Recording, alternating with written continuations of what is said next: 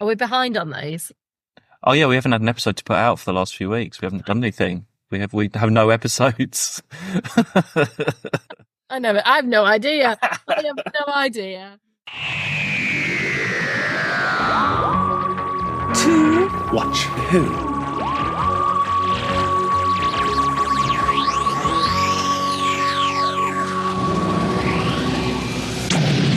Hello, Hello. and welcome to Watch Who, a Doctor Who podcast. I'm Mark, I'm Sarah, and I'm a Doctor Who fan, and I'm new to watching Who. watching for the very first time. Very first time. And belated Happy New Year, everyone. This is our first episode of 2025. As I've just found out. Yeah, so sorry for the delay, everybody. We've had a few weeks off. Not intentional. Oh, no, but yeah, I was just saying we were supposed to do this one before Christmas, and I can't remember what happened. Oh, well, actually, I know what happened. Can you What? tell everybody? Well, you have to do a bit of a Christmas recap and catch up because we haven't recorded since before Christmas. We were going to record, and then you had your Christmas food. Oh, yeah. Is that where, as far back as this goes? Because I sent you this to watch. It's Auton 2, Does everybody, it genuinely go back as far as that? Because that was weeks. I mean, yeah. Oh, my God. Because Okay. we were gonna record it, and then you phoned me and was like, "I forgot this Christmas food disaster." So we've got a lot to catch up on, everyone. Oh my gosh, that was so long ago. Oh my God, yeah. So I pre-ordered all my Christmas food and had like an organic turkey and cheeses, and I got some soups for my mum for when I was working. So my mum was coming down here from Lancashire. All this stuff, I got like veg, everything, right? So it's getting delivered on the Saturday before Christmas. And I get the notification it's been delivered. So I go outside. It's absolutely pissing down with rain as well. And I'm like, where is this box? I'm like looking around outside. Orange juice, everything. You name it, it's in this box, right? In this delivery. Crackers. I'm like, where is this delivery? So I'm like looking. And I'm like, cannot find this anywhere. And I'm looking in the rain. And then I looked at my phone and it had been sent to Lancashire, basically. And the short version is I remembered at Easter, my mum wanted a fruit and veg box. So I sent one and it had used the last address. And I sort of, as soon as I saw it in that moment, I knew exactly what had happened. Because when you go through the whole process, it doesn't come up with a delivery address. I think it just presumes like your previous address. It doesn't show you where it's going to be delivered to. So I would have spotted that, obviously, but it just says like, here's your order. Great. And as soon as I saw it, I was like, oh my God. Christmas shit. disaster. Like disaster. I mean, everything. My mum's coming down on the Monday to me. This is the Saturday. So I ring my mum and I'm like, you have to go and look on the doorstep. And she was like, why? It's like the whole Christmas dinner's on your doorstep. And she's going nuts. She's like, what do I do with all this? This is a disaster. I was like, look, I'm already trying to process and deal with this myself right now. Like, don't ever go at me. And apparently as well, it was because it was a good like 20 minutes of me searching, bear in mind, and figuring this out. So it was sat out in Lancashire, just on the doorstep in the torrential rain. So the box, as she lifted it, just disintegrated. She didn't tell me that, like on the phone, she didn't tell me. So it literally, picked up the box and the box had just like basically disintegrated because it was just torrential rain. So she's like getting all these bits and pieces in of our whole dinner and stuff. And I was like, look, freezer soups, there's some orange juice you can keep. There's some yogurts. I was like, they'll be fine. They're in date. There's some fruit. I was like, that'll be fine. I went, bring the cheese. I don't care about some sweaty cheese. Bring the cheese. She was like, I'll bring the turkey. I was like, you can't bring a turkey for 5.5 hours on a train. Can't happen. I went, just give it away. It's all got to be given away. She was like, you can't give it. I was like, you just have to give it away. I'm going to have to rebuy it. So I rang Mark because we were supposed to be recording. And I was like, I have to go out and I have to rebuy the entire Christmas dinner that I've already spent money on because I've already bought it. It's not like it was a mistake. Like, I've bought it. It's my fault I've sent it to the wrong place. It's sort of like, I don't know, it's like a reverse Christmas Carol sort of thing where I don't know why. Anyway, an hour later, and all I was trying to do was avoid crowds and people and all that. Yeah, home delivery for all your Christmas food sounds brilliant. And it would have been great. But anyway, it all worked out fine because it was early enough. I was like, right, I'm just going to get in and do it. And then, And and the all the Christmas financial happened. side of spending exactly same amount of money on your dinner again. But there we go. So yeah, Auton 2 did not get recorded before Christmas because of That was Christmas. before Christmas. Then my mum came, so she was with us for a week, and I was working. And up to New Year, then you were busy. I feel. Oh, well, then we've just been busy and ill. I've been working. It just hasn't happened. Yeah, it was fine. We've had a bit of a Christmas, few weeks off. That's fine. I've got to show you something that I got for Christmas though, which I haven't told you about. So I knew this. I mentioned this ages ago that I thought this was happening. My mum got me. I'm showing everyone on video here. Showing Sarah on video. My mum for Christmas made me a Doctor Who scrapbook. Oh. So she's done a couple of pages for each Doctor. Oh, Mark. And cut out. But that's the thing. She's been buying multiple copies of Doctor Who magazine and cutting them up. And then stuff from like the newspapers and things and everything.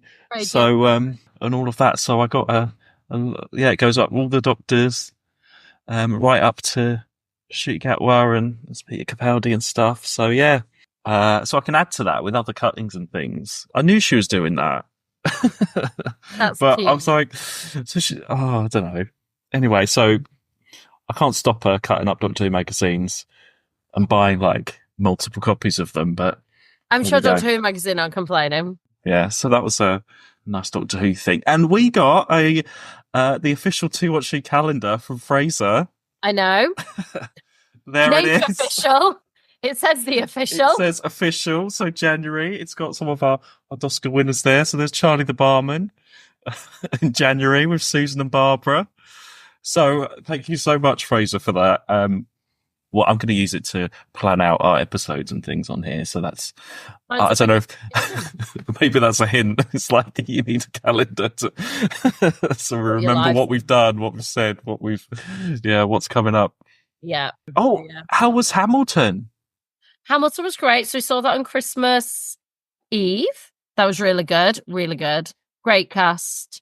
I cried. I mean, it's great. I was in the room when it happened, Mark. How was Panto?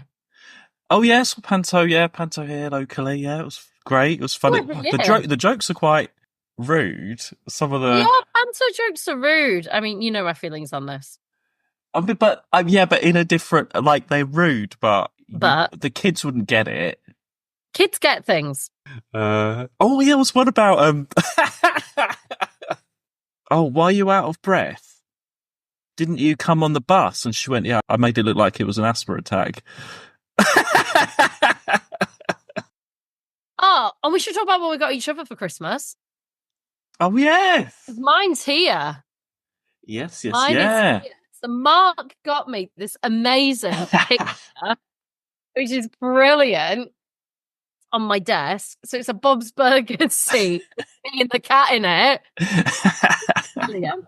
And on the board it says, a dream come true burger. I think they did a good job. It was quite a good likeness there. It's brilliant. I was a bit worried posting that in it was glass in the post, so you can open it and there'll be like glass everywhere. I was going to warn you, but I'm glad it got there all right. And then Mark had to get his out from me. Well, yeah, it's up there. I've kept it together. It is Have you like a managed book to open press. it yet? Oh yeah, I put it together. It took ages to work out to put together. Yeah. So it's like a book press thing. And you can stamp, and it says from the library of Mark Rawlins, so I can punch my books and have like a cool like seal. But when I opened it, it's just these bits of metal, and I was like, how does it took ages to work out how to put together. So that's why I've not taken it apart again. It's fixed in place and it's up on the bookshelf. If it makes you feel, I put it together, which also took me ages because I wanted to check it actually worked. Then I had to realize how to put it out of being together back into the box. So yeah, I don't blame you. Also over Christmas, the War Games was on in colour. Yeah. Watched that. Yeah. Very good. Again, it's got criticism. It's been cut down too much. It was very fast paced. It was like a bit too, like massive bits of the plot have been taken out, but it looked amazing. It looked really cool. So I did watch that with my mum, who said Patrick Troughton was all right. this time. But she didn't understand what was going on. So is it because too much has been cut up?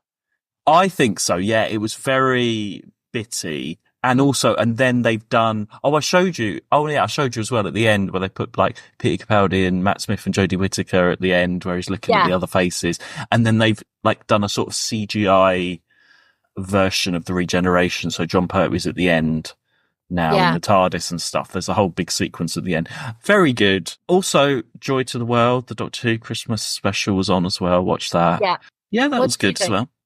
Yeah, it was all right. I mean, that's the thing with the Christmas specials, with the War Games and the Christmas special. They are like fun Christmas stocking fillers that are appropriate for that time of year. When I think of Christmas stocking fillers, I think of War Games. Yes.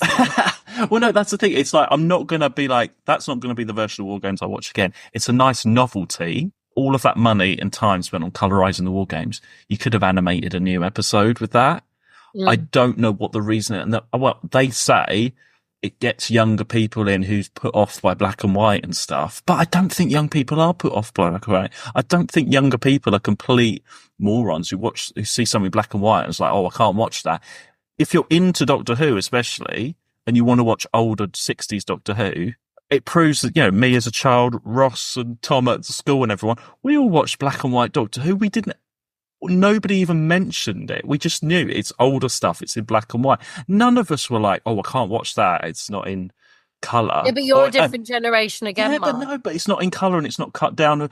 We just watched it. Yeah, but we're used to seeing on TV even then. I remember growing up and seeing black and white on TV. Not as like normal, but like I remember like there'd be Laurel and Hardy or something on the TV, right? That would be on TV, and I knew it was an old thing. Whereas now, you do not see black and white on TV. Oh, I think you do sometime. When? I can't think of anything nowadays. Yeah, but it's not like completely. Even, like when they put on old movies now, they're not in black and white films. But when I was growing up, they would be. Even like when they put on the old musicals, they're all the colour ones. They have Annie Get Your Gun on over Christmas. Right, my mum was watching that one day. That's in colour.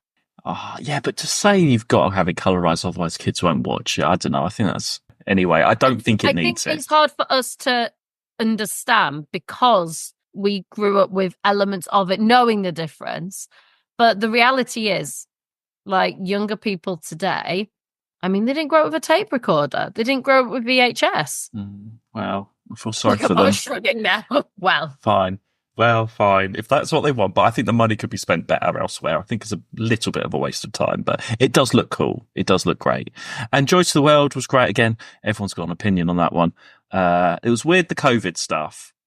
That was my only sort of thing. I did watch it. Oh, you did? Oh. Yeah. Well, there's half of our listeners getting angry. I know. Well, it was on, I mean, let's be honest, BBC won Christmas Day. It's the first time ever the BBC had every programme in the top 10. Because after Doctor Who, I think it was Wallace and Gromit. Wallace and Gromit with Reece Shearsmith from Pro. Yeah, from Autons. It felt like a really weird throw. Like, I get it, but it felt really weird as we were going into 2025. I get it. It's not gone away. And there's still the inquiry and there's still all that. Oh, sorry, your COVID. I thought you were talking about Wallace and Gromit then. No, I'm talking about COVID. Yeah. No, I think, with the COVID scene in... If it was 2 years ago, I think it'd have been more like 22 Christmas. I think it's too soon now. I think it's too much of a current thing in terms of like history and stuff. I think 10 years from now, you can look back and do it. I don't think you can... Current. I either think it has to be current, as in it happened like 2-3 years ago, right? Or it's got to be like 10 years ago. And also, it's this weird, like it's just this weird sort of thing where I think there's still a lot of trauma for people around it. Plus, it's too soon. Yeah, I think it should be much later. But it's also it's like we're not in it anymore. Do you know what I mean? Like a lot of people are getting on, moving on. It just felt like I was kind of like, really? That's what we're like at Christmas, all the other things that you could bring up in the world. And we've gone back to COVID. This was like a 2-3 year old ago story. It didn't really add to the story. And what's the name it, from? it had a nice emotional thing, but like I just kind of feel like, look, right now, and when we talk about God, we've gone onto a right tangent here, but when we talk about like the world right now, we talk about how many wars there are in the world, right? We talk about like that sort of stuff. That would have been a much more interesting angle if we're talking about a loss that feels relevant to something going on now, if you want to really make a statement on something. And it just felt really strange to have gone back to COVID. Because COVID hasn't gone away. It's like in this weird middle ground is COVID. We still have the inquiry, although that's, we've had, the inquiries happen, but like, we don't really talk. It's not like our day-to-day lives in the same way anymore. We're sort of, but it's not the past. It's sort of there, but not there. It's 5 years ago. It's 5 years ago now that like we were starting to first, put it this way. It's 5 years ago that you and me first started doing this podcast. Yeah, because when COVID started, and I'll never forget, we had pizza and watched the Sensorites, and then lockdown happened in the middle of the Sensorites. But it's 5 years ago now, because it was January 2020 that we started like thinking about it and putting it. And I think we recorded the first like spiel thing, didn't we? Before we did the episodes. It didn't really add to the story. It started off in terms of the episode. I mean, I know we're not talking about this one today, but we'll get to Auton 2 soon, everyone, all you Auton fans. Sorry. But in terms of the episode, it started off like the first half was really good. And then it just sort of wrapped up really quickly. They didn't really, what's her name from Bridgerton? Didn't really do very much at the end. I thought it was just as it was starting to get going, it just sort of wraps up really quickly. And then you got that COVID scene and she's up there as a star. It just came out of nowhere. I don't know. It was all, but again, it's just something to watch at Christmas, but I just feel the ending and that just it didn't have that feel good Christmassy vibe that some of them have. It did start off quite well. It started off really well. I really enjoyed that. And I'm telling you now, I text you, that hotel in the middle of town will see a rise in bookings now. Yeah. What was it? Sandringham? Something like that, yeah. I know exactly where it is. I saw it and I was like, I know exactly where that is. Anyway, yeah. And Wallace and Gromit was great as well. Oh, it was brilliant. That was excellent. I loved everything about that. Yeah. Oh, and Gavin and Stacey. But you don't watch Gavin and Stacey. Never seen it. Never, ever seen it. You missed out. I cried. But again, Gavin and Stacey, like for me, I was trying to explain to my mum because my mum sort of, she watched, but she didn't really watch Gavin and Stacey. But I did watch Gavin and Stacey. And that was like, for me coming to Wales and Gavin and Stacey, the time that it was on, that was like, that's a whole time period of the same. Like, I remember it being on TV. I remember coming to Wales and we talked, like, we'd quote it. Oh, what's occurring? All that sort of stuff. Like, it's that time of my life. And even in my first year of uni, you've got all Welsh people and English people. And we'd always, it's such like it's so like, I'm going to Barry Island. All that we did that because Gavin and Stacey, all that sort of, and we'd sit around and watch it in uni because, it was like a big thing. And how many 17 years it's been on TV? I don't really know much about it at all. I know it was on a while back, and then there was a special the other year as well, was there? Yes, it was like there was like 3 series and some Christmas specials, and then there was nothing for years. In 2019, they had the Christmas special, had a great cliffhanger, and then this was the final one. Perfect TV. Well, I might give it a go. I might try it. I think you'd like it. I think you would like it, though. It's Mark, actually. Why wouldn't you? Because boy from Essex, right? That's you, right? It's a boy from Essex and Wales, and you Wales. Like, it's literally, and it's about 2 cultures coming together. But it's not about. Gavin and Stacey, they're like the sort of. They're the normal story in it, right? It's their love story, but they're just the normal.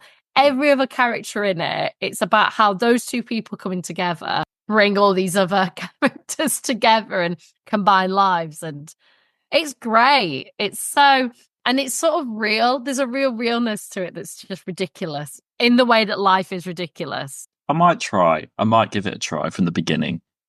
Oh, you got to do it from the beginning. You've got to do it from the beginning. It's brilliant. I started looking, actually. I've just got up. I was just Googling, and I got like The Guardian's top 50 TV shows of 2024. And I was just having a look through. I might do some of those. Another list of things to go through. That loves a list. Just stuff to watch, as and when, not like essential. Okay. But it's just interesting just to see the variety of different things. The last thing I've just binged all 3 series of Heartstopper, because I'd never seen that before. Yeah. That was quite good. We should start talking about we should start. I don't know what I'm going to say about this. Here we go. Everyone. So we're still working our way through the 90s stuff of Doctor Who. Yeah. And last time we did the last probe with Liz Shaw, Caroline John. Yeah. And I should have said this before Christmas. So look out for Caroline John over your Christmas viewing time, because there's 2 Christmassy films that she's actually in. Oh. Not just Probe and Doctor Who. Caroline John these are bit parts, but she features in Santa Claus, the movie. She's in that. Right. From 1985. And she also has a part in Love Actually as well, which would have been made after Probe. So she went from Probe and now she's gone on to Love Actually. So she's fine, everyone. She's absolutely fine. I mean, very bit part. I'm not sure if she even says anything, but she is in Love Actually. So next time you watch that, everyone, look out for Liz Shaw. Oh, so previously on Auton. We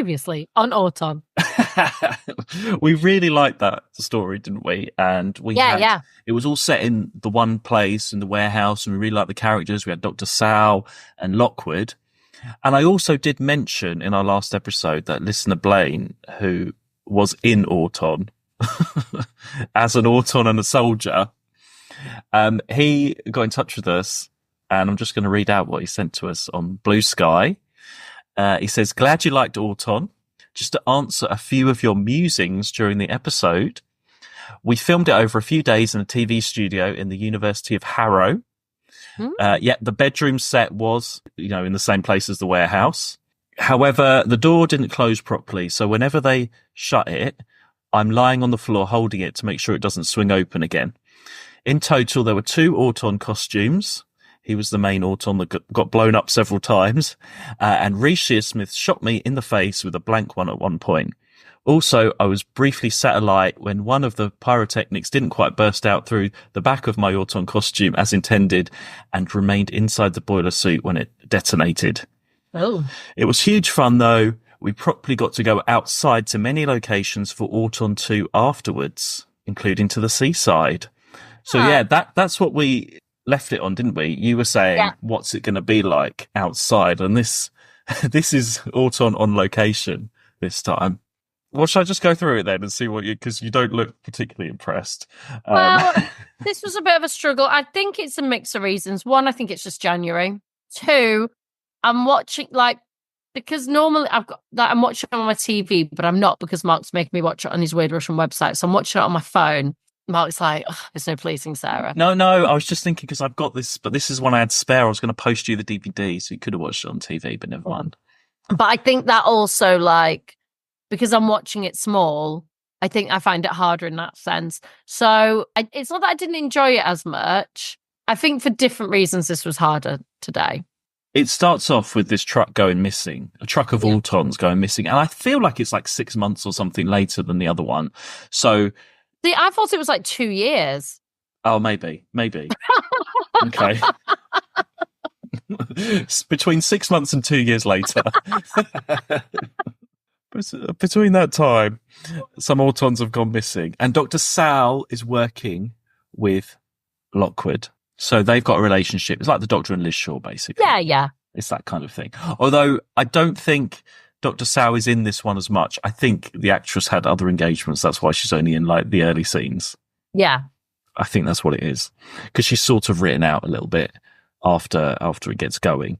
I love how we see when the Autons, so they come to life and off they go to this island. And although they walk into the sea, don't they? They walk into the sea. A bit like the sea. Right. Like the Sea Devils. That's like a Doctor Who-y moment, isn't it? It's great to see them on location. Those costumes look And great. there's plenty of them. And there is a lot of them, yeah. And that image of them when they come to the island and they're walking through like the cornfields. Yeah. And there's that guy who's like, and they sort of take over this village, don't they? So it's a bit So sort of that mine. cornfield thing, for some reason, made me think of Theresa May. I knew you were going to say that. I knew it. I was waiting for you to say that. It's Theresa May. So the It's Autons, Theresa May running in a cornfield moment. and he looked so happy running in his cornfield, and I was like, I reckon that's what Theresa May looked like. It is a Theresa May moment. The Autons do a Theresa May in the cornfield. I really want to read Theresa May's book, Right. I think she's all right. Let's do it. Out of like all the recent, out of all the more recent ones, for sure. I think she makes sense. I'm going to get her book and read it and see what she says, because I think she's all right. Anyway, that moment, that image of them walking in, and there's a guy sort of looking up, sort of like a religious-y moment. It feels a bit like a graphic novel. I don't know, it just looks really cool. It's really well shot with them. Yeah. And that the author sort of looks down. For it.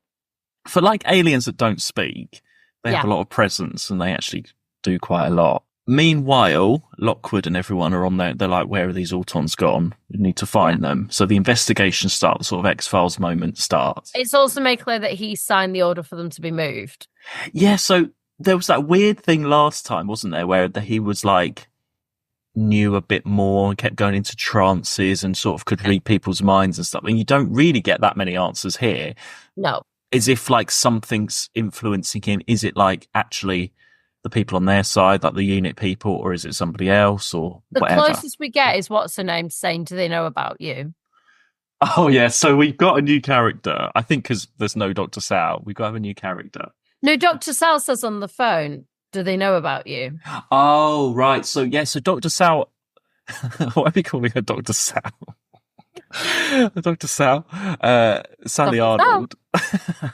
Yeah, she obviously knows. Get a blanket. Carry on. I'm getting cold. She obviously knows something more than we do, that he is like a bit of an alien, or I still think of him as a good Auton, but he might not be. In my mind, he is. There's something about him, and that Lockwood isn't probably his real name, and what's going on. When he's off investigating, he gets put with this new character, Natasha Alexander. Yeah. She's not like a baddie. She's on Unit's side, but she's investigating him internally because they know that he's signed off for the Autons to be freed, basically, and they don't know why. And so they're like, is he on our side? Is he secret, a double agent sort of thing? She's quite intense, isn't she? Initially, yeah, but as it went, I got like used to her. It wasn't as annoying as her first introduction. So Her first few were very intense, and then it sort of like mellowed. Yeah, so she's not anyone from Doctor Who. She is an actress in her own right called Jo Castleton. And I've seen her. I saw her in a play. Well, I saw her in Abigail's Party. All right. Have you seen Abigail's Party? No. Have you never seen that? That's like a classic theatre. No, I've never seen it. I've seen it 3 times. Really? And the original, it was on BBC, the original play was Alison Steadman from Gavin and Stacey was the main. Yeah. Yeah, that's what she's seen it. Oh, it's great. It's absolutely, I did it in theatre studies and saw it in London. And then anyway, it starred Jo Castleton here. And afterwards she was in the pub, but didn't disturb her. I was like, it's Jo Castleton from Auton. And there she was having a drink with her friends. And I was too, I didn't want to go up to her and disturb her after her performance. Hey, I know you from Auton. Yeah. Well, she might. Yeah, you don't know how she's going to react to that. Is she proud of being in Auton? Is she not? But anyway, I've been in the presence of Jo Castleton. Next time, I'll definitely go up and see her if she's in another play. If you're listening, she was great. She didn't play the main person in Abigail's Party. She was like oh no, I've seen her twice in things here. Actually, I've seen her in another comedy here as well. She talks quite a lot. So the chances are Jo Castleton will be at a theatre near you somewhere. But yeah, she wasn't the main one. She was the I can't remember the name of the lady. Like there's like an older serious lady in Abigail's Party, and that's who Joe Carston played. Anyway, I thoroughly recommend Abigail's Party. Oh yeah. Anyway, Natasha Alexander. So she's like this psychic or something. Yeah. I mean, I still like that mystery between Lockwood, and he still carries the whole. Oh yeah, thing. yeah. Like he's very much the lead in this. He's great. He's a great character in it. Even on the location and like all the stuff that's going on, he's great. He's totally in control. And in a situation where he's not in control, he's in control. It's really good. He's a really good actor.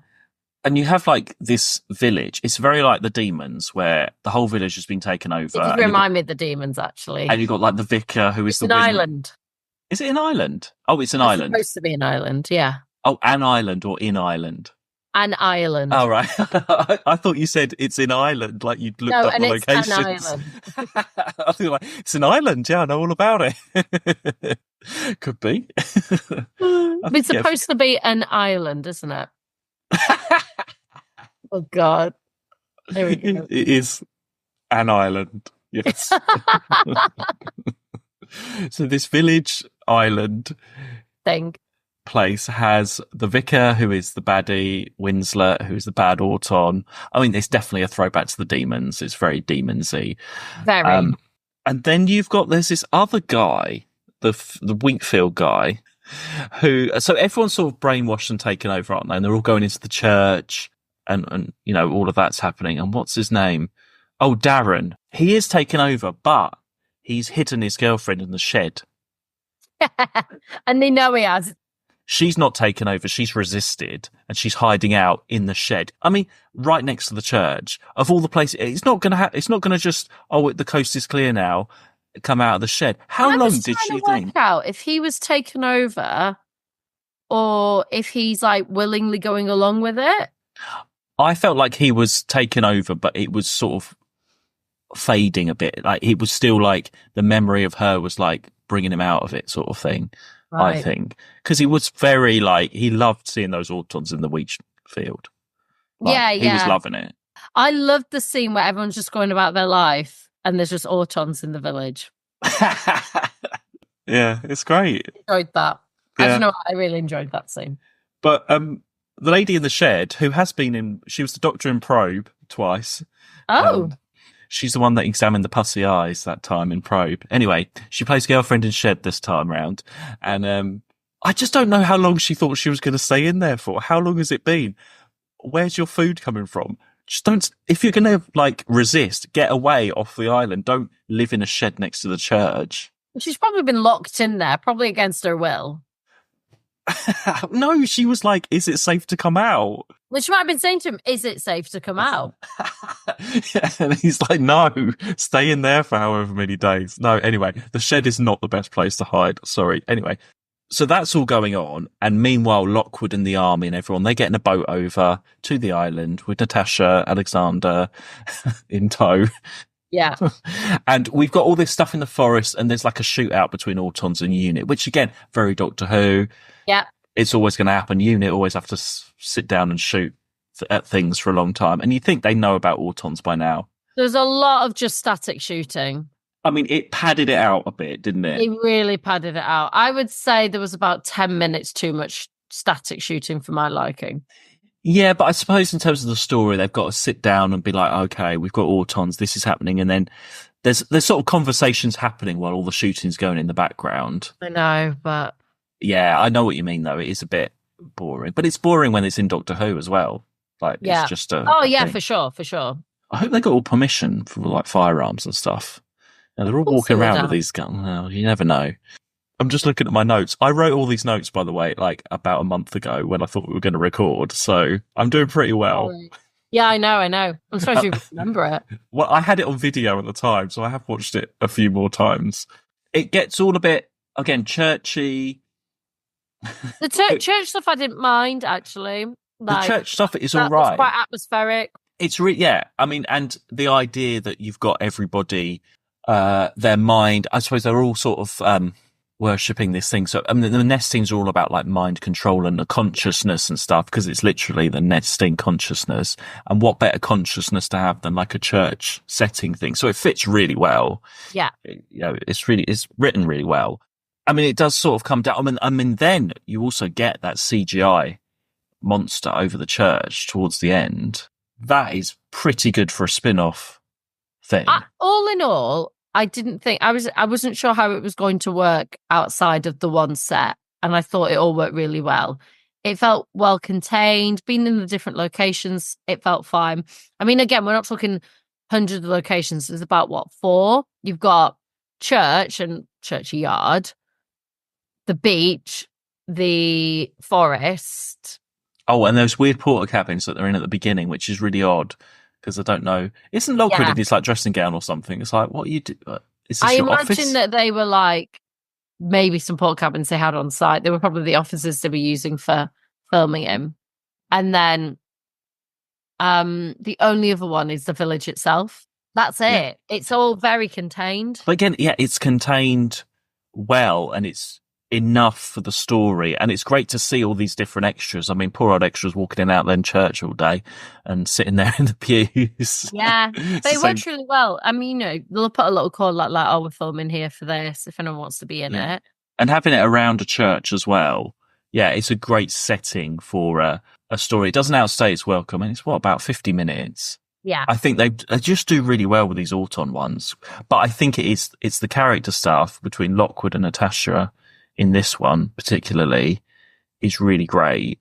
Yeah. If you didn't have any of that and it was just a runaround, it wouldn't be as interesting, really. If it was just fun. Because always Autons, it's they invade, they smash that globe thing. Oh, we're out of a trance, right? We need to go. That's it at the end of the day. The most exciting part is still the Lockwood thing and what's going on there. Yeah. That's the reality. It's not the Autons. The Autons are just a really cool enemy. They look cool. They have like cool guns. They have a blob. That's about it. But the Autons themselves are like, they look cool and they're menacing. They have no lines or anything, but they're kind of like Feathers McGraw. Yes, it is. It's Feathers McGraw, aren't Very they? Feathers McGraw like, you know? It's the look, which is not much, but it's the lack of any expression that can be terrifying. That is what it is, yeah. But it's great to see that the actual octopusy thing, squid thing on the I mean, they've spent a bit of money on that, and they have done really well. Some of these earlier spin-offs, you wouldn't get that. And I think they sort of know at this point, like, what they're trying to do and achieve. Okay, so still good. Still like Auton is like a good series. Yeah, it feels it so far. Yeah. And it did work. Like, I did struggle, but I don't think it was the show's fault. I think it was circumstance fault rather than... Okay. It's also just getting back into it after Christmas. But these are still like random ones. It doesn't feel like we're watching a series. I think that's it doesn't feel like I'm watching anything. So it's really hard to like, and also because we're not doing it in order. I mean, we are doing, but we're not doing it in order. Do you know what I mean? And the last one I watched before this was Liz, and now I'm doing an Autumn one again. So it feels really displaced. If I was doing Autumn, you know, I might feel a little bit more continuity like you would with the show, but I'm not. So that in itself is a weird displacement. Okay, I've not watched an Autumn one for well over a month. 2 months? Yeah, it's been a while. Yeah. It's been a while. Okay, well, we are getting through the 90s. We haven't got long left for the 90s, everyone. You might all be pleased to know. I know. But you'll be glad. But you'll be glad you've done the spin-offs. I'll be glad when they're done, yeah. I will. Yeah. This is the biggest challenge so far, the 90s. I don't think it is. I still think 60s telly one snaps. No, the telly snaps, okay. Telly snaps was a bigger challenge than this. For sure. Oh, well, there you go. That's praise. Well, I'll tell you what we're doing next then. Yeah. So it's a new one. It's a completely different one. But no, it's variety. It's mixing it up. I know, but I can't keep up and then I forget what's happened, but go on. It's keeping up. It's called Mind Game. Right. And it stars Sophie Eldred. Right. Shocker. As Sophie Eldred as the human, not Ace, because we haven't got copyright for Ace. It's got a Sontaran in it. Right. got a draconian in it, and Right. it's got I can't remember. That's it. I don't know anything else. I don't know anything else at all about it. I actually had the video Oh, yeah. when I was like young, but I think I watched like the first few minutes and got bored. So it bored me as a child. So we'll see what happens this time. Mind game. And that's from 1998. But great. And that's another notch for Sophie Eldred. I think on the Actors Watch, I have got it wrong. I think it's Louise Jameson, Caroline John, and Peter Davison, I think, are now a joint third. How do you not know? We haven't done that many. I know. I keep getting confused because what I do is I tick them.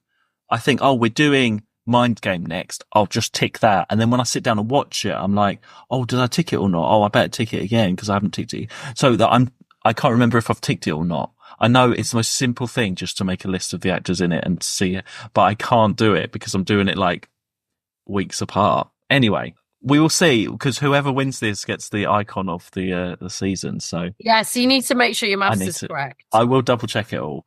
But there's not really anyone from Auton this time. I mean, no. Dr. Sal, Lockwood, and everyone, they're all just getting their second thing. We're back, and actually, I need to send you something else that someone sent to us on Blue Sky. Okay. Just say Beeble Pete, but I ate all the strawberry dreams out the in-laws sweet tin, then demanded an Earl Grey tea for a proper To Watch Who Christmas. Anyway, we'll see you all next time. In the meantime, you can follow us on Blue Sky and on Twitter, not as much. We are still there if you want to follow us, but I haven't posted as much. I haven't posted as much on Blue Sky yet either. And you can support us at patreon.com as well. Good to be back, and we will see you soon. Bye. Bye. To Watch Who.